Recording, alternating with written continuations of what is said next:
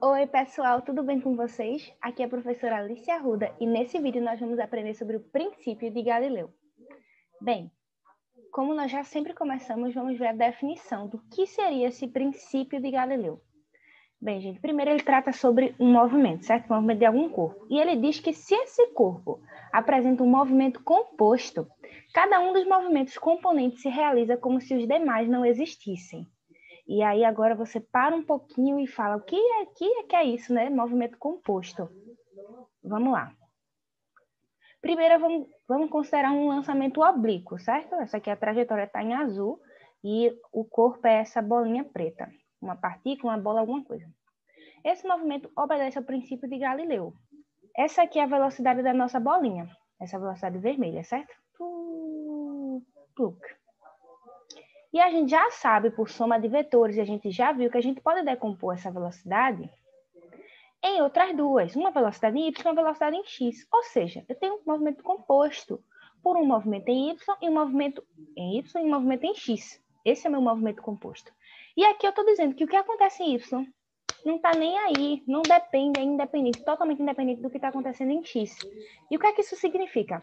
Imagina que esse movimento aqui, gente, é uma bolinha que a gente pegou ela, lançou assim, certo? Lançou com um ângulo mais ou menos assim, né? Com nosso eixo horizontal aqui, né? Aqui tá o chão na minha frente, né? Então, se eu pegar e lançar uma bolinha assim, ela não vai reta em direção ao chão. Ela tá fazendo um ângulo com o chão, né? Se eu olhar para o chão. Então, esse é o movimento da bolinha. Fez esse ângulo e tá lá. Vai fazer uma parábola e vai cair. Tá.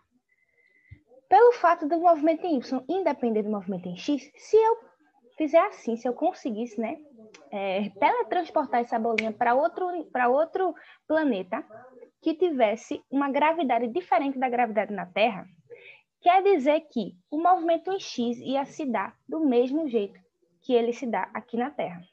O que é que ia mudar? O movimento em Y. Por que só o movimento em Y? Porque a aceleração gravitacional está em que eixo? Está no eixo Y. Então, ela só afeta o movimento em Y. Então, se eu boto essa mesma bolinha fazendo esse mesmo movimento em outro planeta com outra gravidade, se eu olhar para ela, né, a bolinha, gente, quando você joga, ela vai fazer assim, né? Então, ó, ela, em X ela está andando para algum lado, né?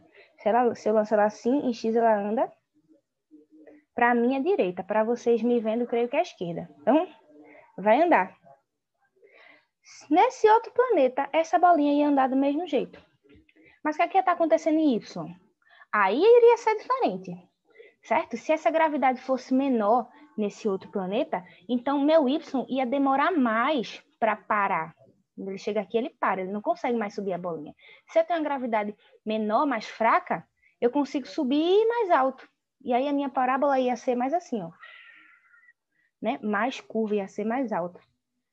Certo? Então os movimentos são independentes, isso a gente já entendeu.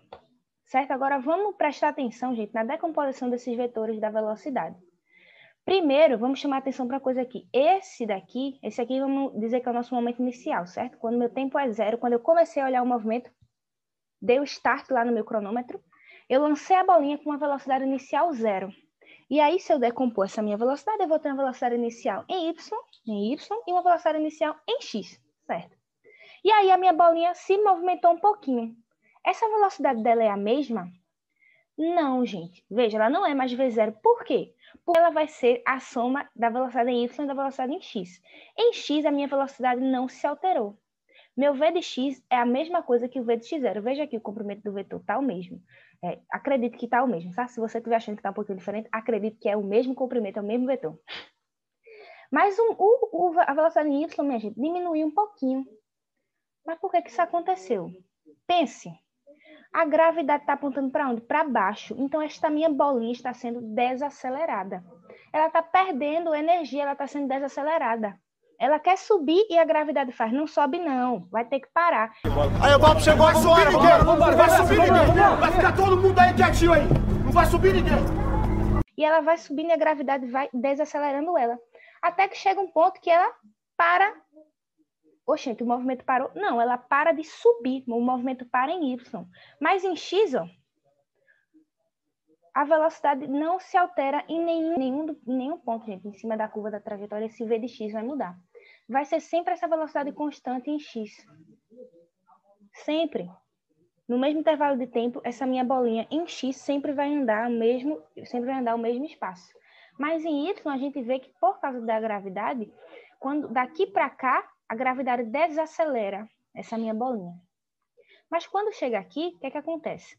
Agora, a minha velocidade em Y aponta, gente, para baixo, assim como a aceleração da gravidade. Ou seja, essa gravidade agora vai acelerar a minha bolinha para baixo. E agora a bolinha vai cair.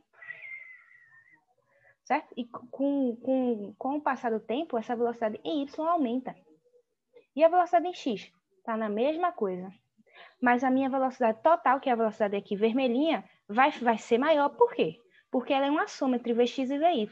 Se Vy é sempre constante, é sempre o mesmo número, certo? Então, quer dizer que esse V aqui só vai se alterar dependendo do que está acontecendo em Vy. Tá, agora a gente já entendeu o que acontece em Vx, independente do que acontece em Vy. Mas quais são esses movimentos que estão acontecendo em Vy e o movimento que está acontecendo em Vx? Você já sabe. Vamos analisar. Veja, a gente já sabe que o movimento no X, no eixo X aqui, tem sempre a mesma velocidade e que a aceleração da gravidade não atua. Então, se eu não tenho aceleração, esse movimento pode ser uniformemente variado? Não pode ser uniformemente variado porque a gente não tem aceleração que atue em X, certo? A gravidade aqui, como a gente já analisou no exemplo, ela não altera nada em X. Então, no meu eixo X, eu não tenho aceleração. E eu tenho uma velocidade, o quê? Consequentemente, constante. Uma velocidade que não muda. Então, se meu movimento em X é um movimento uniforme. Um movimento uniforme, gente. A gravidade não interfere nele. Porém, se meu movimento em Y, ele tem aceleração. É a aceleração da gravidade. Ou seja, a aceleração da gravidade, ela é constante ou ela muda no tempo? Ela é constante. Ela não muda no tempo, não. Ela é sempre G. Então, ó. No eixo Y, eu vou ter um movimento uniformemente variado, que está sob a ação de que aceleração? Da aceleração gravitacional. Pessoal, agora a gente já entendeu que o movimento em Y é totalmente independente do movimento em X, certo? Mas eu só gostaria de fazer uma última perguntinha para vocês, para fazer vocês pensarem, tá? Olha só, quem é que garante que esse movimento em X ele é uniforme? E quem é que garante que esse movimento em Y ele é uniformemente variado? Ah, professora, você já explicou que é porque a gravidade está em Y, então ela não está atuando em X. Gente, lembra, pela primeira lei de Newton, o que ela diz? Que se não há nenhuma força resultante no corpo, então ele vai permanecer em movimento uniforme ou em repouso. No caso, no momento inicial, a bolinha está em movimento, está com essa velocidade zero de X, certo? E depois que eu lanço ela tem alguma força resultante atuando nela? Porque a única força que vai atuar aqui nela vai ser a força peso. Deixa eu desenhar aqui. Aqui, ó, para baixo, a força peso. E a força peso está no eixo Y. Então, no eixo X, eu não tenho nenhuma outra força atuando. Ou seja, minha força resultante no eixo X é nula. Se a força resultante é nula, pela primeira lei de Newton, essa bolinha vai ficar em movimento uniforme. Enquanto que em Y, a minha força resultante é nula, é igual ao peso. Ou seja, se eu tenho uma força resultante, então eu tenho uma aceleração, que no caso é a aceleração da gravidade. E essa minha velocidade é alterada em Y, certo? E esse meu movimento da bolinha não é uniforme. É isso aí, pessoal.